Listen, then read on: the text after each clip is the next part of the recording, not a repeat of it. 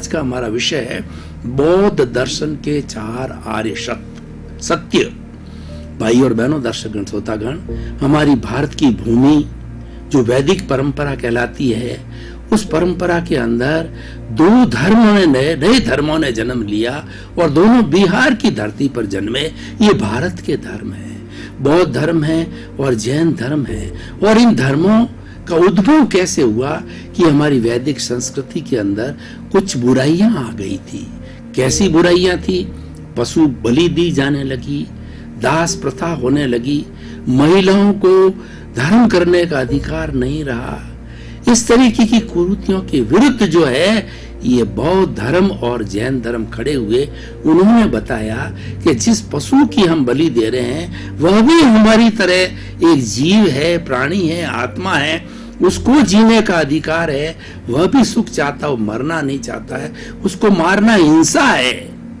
और दास प्रथा चलती थी कि दासों को जिस तरीके से हम मार्केट में जाकर के वस्तु को खरीद लेते थे, उसी तरह से मनुष्य को सरेआम चौराहे पर खड़ा करके और उसको खरीदा जाता था वस्तु की तरह, और उसको दास रूप में रखा जाता था। उसके साथ के अंदर अभद्र व्यवहार किया जाता था और उसको किसी तरह की स्वतंत्रता नहीं थी, दास की तरह जो है उसके साथ व्यवहार होता था। ये अमानवीय है। इसका विरोध किया बौद्ध दर्शन ने और जैन धर्म ने, दोनों ने मिलकर के। और हमारी जो मातृशक्ति है, इसको धर्म करने का जो है अधिकार नहीं था, इसको बहुत डिपेंड रखा जाता था, इनको अधिकार बहुत सीमित थे, इनको चूल्हे चौकी तक ही रखा जाता था। उन्होंने कहा कि इन दोनों धर्मों ने कहा कि स्त्री हमारी मातृशक्ति है, उनको भी धर्म करने का अधिकार है और वह भी हमारी तरह ही धर्म, मनुष्य की तरह धर्म कर सकती है। केवल पुरुष प्रधान संस्कृति रखने से काम नहीं चलेगा, उसमें भी वही योग्यता है, खाली एक जेंडर डिफरेंस है कि वो महिला है और मनुष्य है, वो नर है। खाली जेंडर डिफरेंस की वजह से डिस्क्रिमिनेशन नहीं हो सकता। इसी तरह से बहुत सी बातें थी जिसके विरुद्ध के अंदर ये जैन धर्म और बौद्ध धर्म खड़े हुए।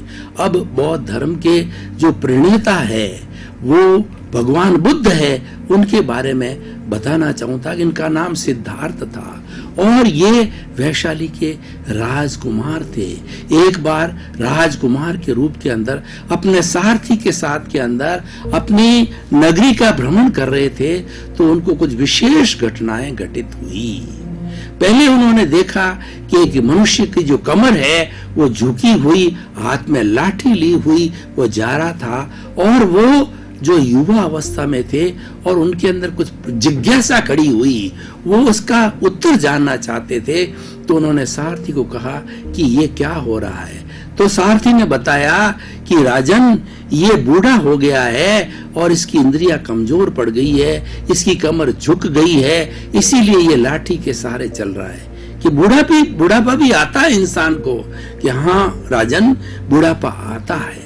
थोड़ी दूर आगे चले तो उन्होंने देखा कि शव यात्रा जा रही थी।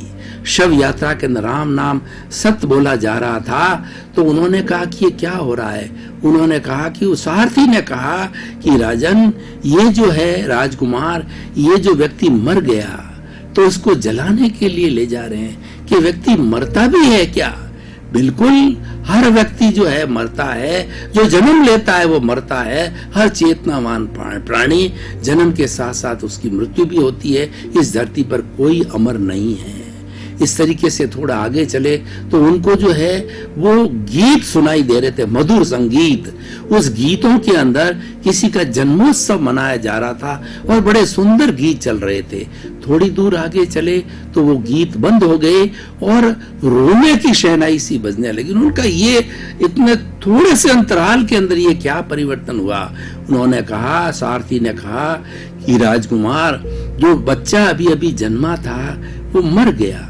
अच्छा, जन्म के साथ ही मर गया। तो ये चीजें उनके दिमाग पर ऐसे हावी हो गई कि मुझे तो वह रास्ता चाहिए जो अमृतत्व को प्राप्त होता है। थोड़ी देर आगे चले, एक व्यक्ति जो भगवे वस्त्रों के अंदर बैठा था, तो राजकुमार सिद्धार्थ ने जो है सारथी को पूछा कि ये क्या है, कि ये साधु है, इन्होंने मोह माया छोड़ दी है और मोह माया छोड़ करके संन्यास ले लिया है और ये अपनी आत्म मुक्ति की साधना कर रहे हैं। इसका बहुत सुंदर इंप्रेशन उन्होंने पढ़ा और उन्होंने कहा कि मुझे भी अमरता को प्राप्त करना है, और वो अपनी पत्नी और बेटे राहुल को जो है अर्धरात्रि के अंदर छोड़ करके चले गए और दीक्षित हो गए। जब उन्होंने साधना प्रारंभ की तो शुरू के अंदर उन्होंने कठोर तपस्या की, तो कठोर तपस्या के बाद के अंदर उनको कोई रिजल्ट मालूम नहीं पड़े, तो उसके बाद के अंदर उन्होंने मेडिटेशन चालू किया कि सच्चाई क्या है, सनातन सत्य क्या है, कुदरत का कानून क्या है, उसके ऊपर उन्होंने जो है मेडिटेशन चालू किया। तो मेडिटेशन चालू करने के बाद में उनको जो अनुभूति हुई, 4 आर्य सत्यों की अनुभूति हुई, वही आज का हमारा विषय है कि बौद्ध दर्शन के 4 आर्य सत्य क्या है। पहला आर्य सत्य है कि दुख सर्वत्र व्याप्त है, सोरो इज ओमनी प्रेजेंट। इसकी व्याख्या हम अलग अलग धीरे धीरे करेंगे।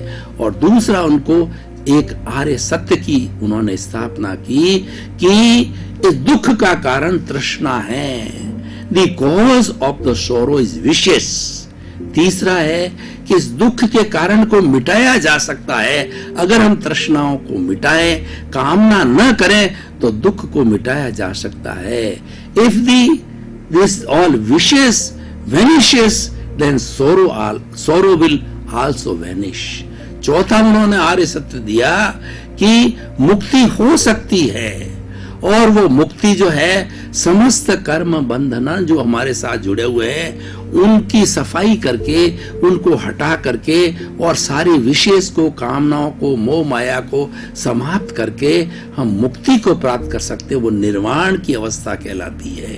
तो भाई और बहनों, दर्शकगण, श्रोतागण, हमारा सारा जीवन इन 4 आर्य सत्य के सत्यों के इर्द गिर्द घूमता है, और हम 4 आर्य सत्यों को अपने जीवन के अंदर आत्मसात कर दें, हृदयंगम कर लें, तो हमारे जीवन में कोई दुख नहीं होगा और हमारा मनुष्य जीवन का सार निकल जाएगा। हमारे मनुष्य जीवन का सारांश है मुक्ति को प्राप्त करना, और वही 4 सत्यों का उद्देश्य निर्वाण की प्राप्ति करना।